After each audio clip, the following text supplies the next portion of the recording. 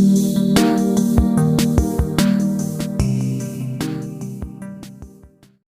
friends, welcome to my channel. இன்னைக்கு நம்ம கோவக்கா கிரேவி எப்படி செய்யலாம்னு பார்க்கலாம்.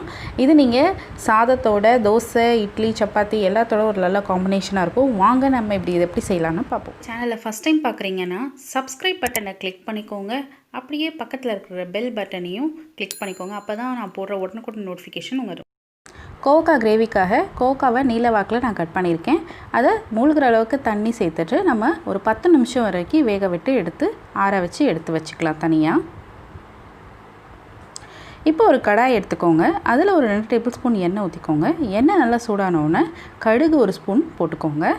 இப்போது கருவேப்பிலை ஒரு கொத்து சேர்த்துக்கோங்க. நீல வாக்கில் கட் பண்ண வெங்காயம் வந்துட்டு சேர்த்துக்கோங்க. அது கூட 2-3 பூண்டு சதைச்சி சேர்த்துக்கோங்க. இப்போ எல்லாமே நல்லா வதங்கி வந்ததுக்கப்புறமா தக்காளி ஒன்று சேர்த்துக்கோங்க.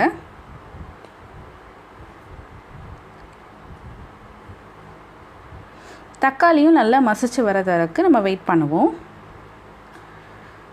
ஒன்ஸ் நல்லா மசிஞ்சு வந்ததுக்கப்புறம் நம்ம வேக வச்சு எடுத்து வச்சுருக்க கோவக்காவை இதோட சேர்த்துக்கோங்க. அதில் மிச்சம் தண்ணி வந்ததுன்னா அந்த தண்ணியும் வேஸ்ட் பண்ணாமல் இதுலேயே சேர்த்துருங்க.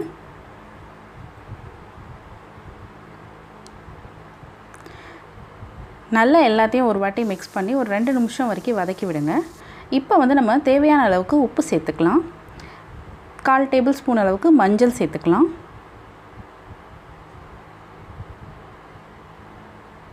எல்லாத்தையும் சேர்த்துட்டு ஒரு வாட்டி நல்லா மிக்ஸ் பண்ணி விட்டுருங்க. ஒரு 2 நிமிஷம் இது நல்லா மிக்ஸ் ஆனதுக்கப்புறம் நம்ம 1 டேபிள் ஸ்பூன் அளவுக்கு மிளகாய்த்தூள் நம்ம சேர்த்துக்க போகிறோம். இந்த மிளகாய்த்தூள் நம்ம வீட்டில் அரைச்ச குழம்பு மிளகாய்த்தூள் தான் சேர்த்துருக்கோம். உங்கள்கிட்ட தனி மிளகாய்த்தூள்னால் அது கூட நீங்கள் சேர்த்துக்கலாம். அது கூட கொஞ்சமாக மல்லித்தூளும் சேர்த்துக்கிட்டிங்கன்னா போதும். இப்போ நம்ம தேங்காய் அரைச்சி எடுத்துக்கலாம். ஒரு 2-3 டேபிள் ஸ்பூனு, அதில் ஒரு 1/4 டேபிள் ஸ்பூன் அளவுக்கு சீரகம் சேர்த்து நல்லா மையாக அரைச்சி வச்சுக்கோங்க. இது நல்லா வதங்கினதுக்கப்புறமா நம்ம இந்த தேங்காவையும் சேர்த்துடலாம். சேர்த்துட்டு கொஞ்சமாக அந்த ஜாரையே நம்ம கொஞ்சம் கழுவி ஊற்றினாலே போதும்.